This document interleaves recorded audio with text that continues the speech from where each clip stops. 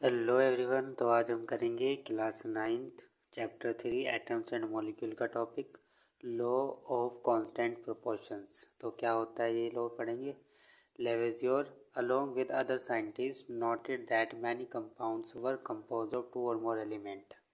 तो लेवेजियर जो थे हमारे साइंटिस्ट थे, तो उन्होंने और साइंटिस्ट के साथ मिलके ये नोट किया था कि जो कंपाउंड्स होते हैं हमारे, ये क्या होते हैं, दो या दो से ज़्यादा एलिमेंट्स के मिलने के बाद बनते हैं। यानी कि दो या दो से ज़्यादा एलिमेंट एक साथ मिलेंगे और क्या बनेगा, कंपाउंड बनेगा।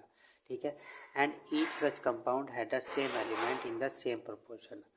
ठीक है। तो जो ये कंपाउंड बना है, ठीक है, ये दो एलिमेंट से मिलके बना है, दो से बनाया से चार से बना मिलके बना है। ठीक है। तो जो एलिमेंट्स है ये क्या रहेंगे, इस कंपाउंड में फिक्स रहेंगे कि अगर इस एलिमेंट के एक एलिमेंट के एटम दो है और दूसरे के एक है, तो ये फिक्स रहेगा हमेशा कि उसके जो एलिमेंट है, जैसे हाइड्रोजन, हमारा वाटर मॉलिक्यूल क्या होता है, H2O होता है, तो उसमें हाइड्रोजन के एटम दो होते हैं और ऑक्सीजन का एटम वन होता है। तो ये हमेशा फिक्स रहेगा कि जो ये एलिमेंट्स हमने लिए हैं, ठीक है, तो ये क्या रहेगा, फिक्स प्रपोर्शन में रहेगा। ठीक है। यानी वाटर का जो मॉलिक्यूल है उसके अगर केमिकल फार्मूला लिखा जाएगा तो यही लिखा जाएगा, चाहे आप उसको कहीं से भी ले रहे हो। ठीक है। आप उसको किसी तरह भी प्रिपेयर कर रहे हो, या आप उसको वो नलके से ले रहे हो, कुएं से ले रहे हो, या फिर समुद्र से ले रहे हो, तालाब से ले रहे हो, कहीं से ले रहे हो, तो उसका जो केमिकल फार्मूला रहेगा यही रहेगा, H2O। ठीक है। तो इसमें यही लिखा है कि each such compound had the same element, कि हर एक इन कंपाउंड में क्या रहेंगे, सेम एलिमेंट्स रहेंगे इन द सेम प्रोपोर्शन में उनका सेम रहेगा, irrespective of where the compound came from, कि उस पर कोई फ़र्क नहीं पड़ेगा कि ये आपने कहाँ से लिया है। ठीक है। और कैसे इसको प्रिपेयर किया है या किसने इसको प्रिपेयर किया है, बनाया है। ठीक है।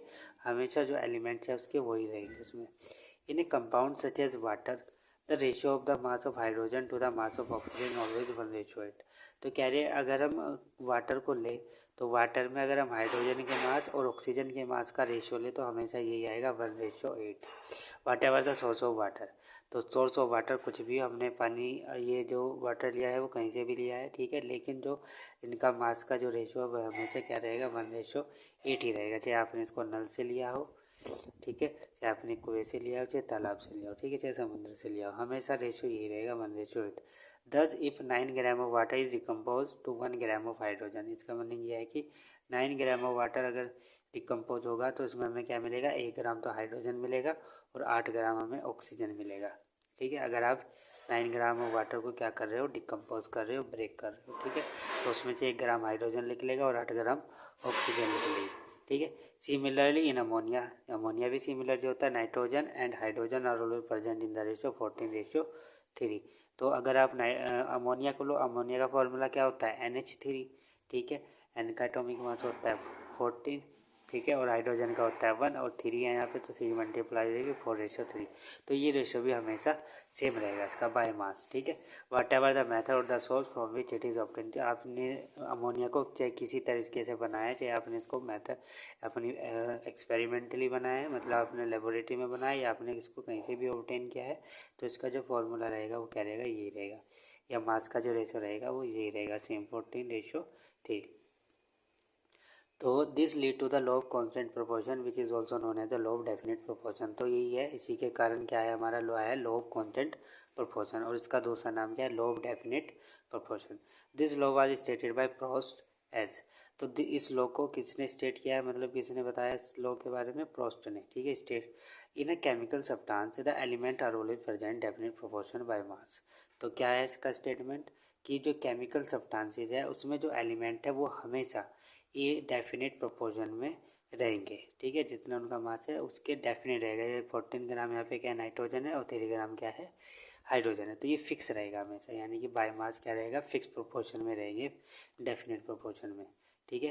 तो next problem face by scientist was to give appropriate explanation of this law.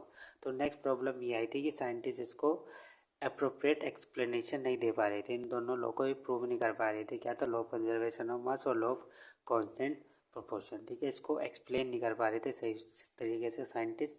ठीक है। तो जो ब्रिटिश केमिस्ट है John Dalton provided a basic theory about the nature of matter. तो ब्रिटिश केमिस्ट है जॉन डाल्टन, इन्होंने इस पर एक बेसिक थ्योरी बनाई है, और ये इस बेसिक थ्योरी में इन्होंने नेचर ऑफ मैटर को एक्सप्लेन किया है। ठीक है। बताया नेचर ऑफ मैटर के बारे में बताया इस थ्योरी में। Dalton picked up the idea of divisibility of matter. तो डाल्टन ने कौन सा आइडिया को उसमें उठाया है, जो अपनी थ्योरी में लिखा है इसने, क्या उठाया है कि डिविजिबिलिटी ऑफ मैटर, ठीक है, कि मैटर को हम डिवाइड कर सकते हैं, which was till then just as philosophy. और जब तक ये सिर्फ फिलोसफी में ही था, मतलब एक्सपेरिमेंटली प्रूव नहीं हुआ था कि हम इसको डिवाइड कर सकते हैं या नहीं कर सकते, ठीक है। तो he took the name atom as given by the Greeks and said that the smallest particle of matters are atom. तो उन्होंने कहा था कि जो मैटर है, मैटर जो डिवाइड करोगे, अगर आप मैटर को डिवाइड करोगे तो उसमें से एटम्स निकलेगा और एटम से मिलके हमारा मैटर बनता है, ठीक है। तो इन्होंने उसका नाम दिया था smallest particle of matter are atoms. इस theory was based on the law of chemical combination. तो जो थ्योरी है किस पे बेस है, लॉ ऑफ केमिकल कॉम्बिनेशन पे बेस है, ठीक है। Dalton's atomic Dalton atomic theory provided an explanation for the law of conservation of mass and the law of definite proportion। तो जो डाल्टन एटॉमिक थ्योरी है, इसने इसको एक्सप्लेन किया था दोनों लॉ को, law of conservation of mass को and law of definite proportion को, ठीक है। और नेक्स्ट वीडियो में हम पढ़ेंगे डाल्टन एटॉमिक थ्योरी के पोस्टुलेट्स, ठीक है। तो आई होप आप सबको ये समझ में आया होगा, ठीक है। तो thank you for watching this video.